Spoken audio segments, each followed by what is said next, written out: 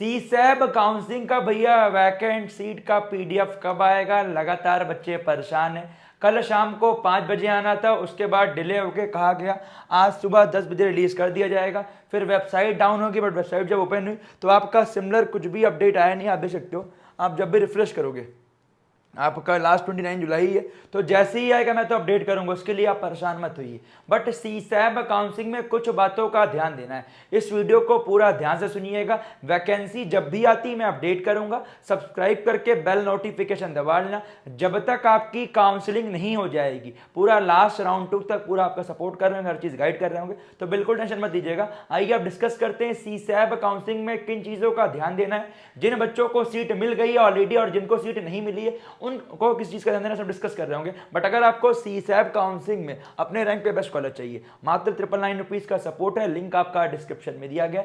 जैसे ही vacant seat का PDF आएगा इसके प्राइस इंक्रीज कर दिए जाएंगे, क्योंकि इतने मिनिमल कॉस्ट में कोई नहीं देता भाई। को सोचो, चॉइस फिलिंग ऑर्डर हम खुद बना के भेज रहे होंगे, पर्सनल मेंटर मिलेगा, इससे आप कॉल बैक करके व्हाट्सएप पे डाउट पूछ सकते हैं। बाई चांस कभी आपका कॉल नहीं होता तो उन्हें आप व्हाट्सएप पे लिख दीजिए, कॉल मी बैक, या व्हाट्सएप पे पूछ लीजिए, आपको सब डिस्कस करेंगे, कोई दिक्कत वाली बात नहीं है। कॉल सबका उठ रहा है, कोई दिक्कत वाली बात नहीं है। अब आइए डिस्कस करते हैं इंपॉर्टेंट बात क्या भैया।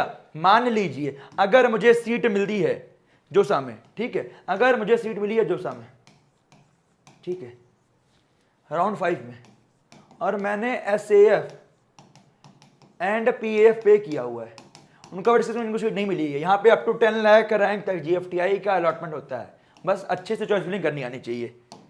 मान लीजिए एक बच्चे को IIIT नागपुर में सीएस मिला हुआ है और उसने अपना एसएएफ डन, पीएएफ डन, तो जो आपको सीसैब में चॉइस फिलिंग करनी है, IIIT नागपुर के जितने ऊपर ऑप्शन आप जाना चाहते हो वो सारा भरिएगा, ठीक है। जो आपको मिला है वो तो आपके ऑप्शन में आएगा नहीं, ये तो आपका रहेगा ही रहेगा, तो भरिएगा इससे अच्छा ही, ठीक है। क्योंकि अगर मान लीजिए यहां पे अलॉटमेंट होता है और होगा फॉर श्योर, तो आपको फिर यही सीट लेनी पड़ेगी, बैक केवल नहीं ले सकते हो, ये ध्यान रखिएगा।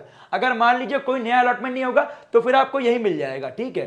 तो इसीलिए बोल रहा हूं, जिन बच्चों को जो कॉलेज मिला हुआ है उससे अच्छी चॉइस फिलिंग कीजिएगा। फॉर एग्जाम्पल आपको सेकेंड SMVDU कटरा में CS मिला हुआ है, तो इससे ऊपर में आपको जहां जहां जाना है वही भरिएगा, 1 2 3 4 5 6 100 200 जितना आपको जाना है, जहां जा सकते हो। इससे अच्छे ऑप्शन जितने भी है आप सारा भरिएगा, ठीक है, जहां जहां आपको जाना है। जो नहीं जाना, जिस कॉलेज में नहीं जाना, जिस ब्रांच में नहीं जाना, मत भरिएगा, क्योंकि अगर मिल गया तो जाना ही पड़ेगा। मान लो राउंड 1 में नहीं मिला, 2 में मिल गया तो जाना ही पड़ेगा, राउंड 1 में तो विड्रॉल कर सकते हो, ये ध्यान रखिएगा। और मान लीजिए जिन बच्चों को सीट अब तक नहीं मिली, जिनकी रैंक पीछे है, ऐसे ही नहीं केवल आप NIT IIIT भर के छोड़ दीजिएगा, जो जो जीएफटी में आपको जाना है आप भर लीजिए, क्योंकि एक बार चॉइस फिलिंग हो गई और वो फिर बंद हो गई तो फिर आपका दोबारा तो उसमें चेंजेस कर नहीं सकते हो।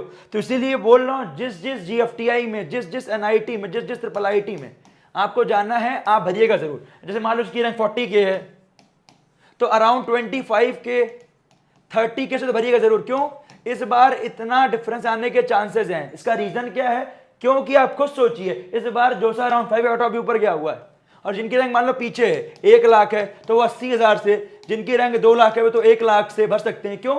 क्योंकि जब जैसे जैसे पीछे होता है वैसे वैसे रैंक का डिफरेंस काफी ऊपर होता है। जैसे फॉर एग्जांपल SMVDU कटरा की EC काफी पीछे रैंक तक मिलती है, इस बार ही मिल सकती है, इस बार और पीछे तक मिल सकती है। तो भरिए चीजों को, जहां जहां आप जा सकते हो, जिन कॉलेजेस में, उन सबको भरिए। बस ये ध्यान रखिएगा भरिएगा सीरियल वाइज, रैंडम मत भरिएगा। इसीलिए बोल रहा हूं, कुछ भी डाउट है काउंसलिंग सपोर्ट ले लीजिए, इसमें हमने सब डिस्कस किया हुआ है। फॉर एग्जांपल आपने भरा सारा और आपको मिलता गया, अगले राउंड 2 में से ऊपर का ही मिलेगा, ठीक है। और फिर से बोल रहा हूं, अच्छे ऑप्शंस और जो आपको जहां जहां जाना है सब भरिएगा। बस ये ध्यान रखिए, जिस कॉलेज में नहीं जाना है, जिस ब्रांच में नहीं जाना वो मत भरिएगा, ठीक है।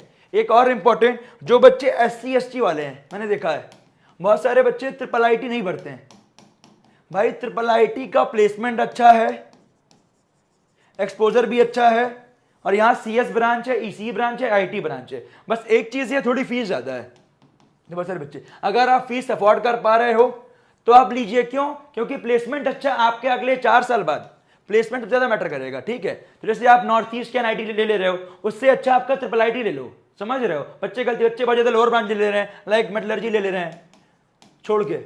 तो अगर आप अफोर्ड कर सकते हो, हाँ, अगर आप लोन ले सकते हो, आपको सोचो अगले 4 साल बाद अगर आपकी जॉब 15 लाख 20 लाख में लग गई और जो आपका कॉलेज की फीस थी 15 लाख रुपए, तो यार आप लोन से आराम से चुका सकते हो, कोई दिक्कत वाली बात नहीं है।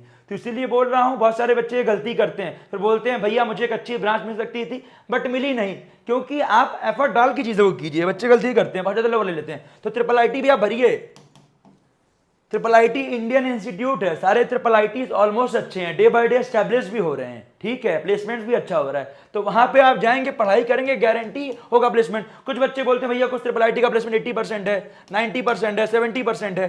भाई सबका प्लेसमेंट अच्छा होता है, बस ये आप वहां जाके एफर्ट डालो। अब जो बच्चा एलिजिबल ही नहीं होगा उसको प्लेसमेंट कैसे मिलेगा?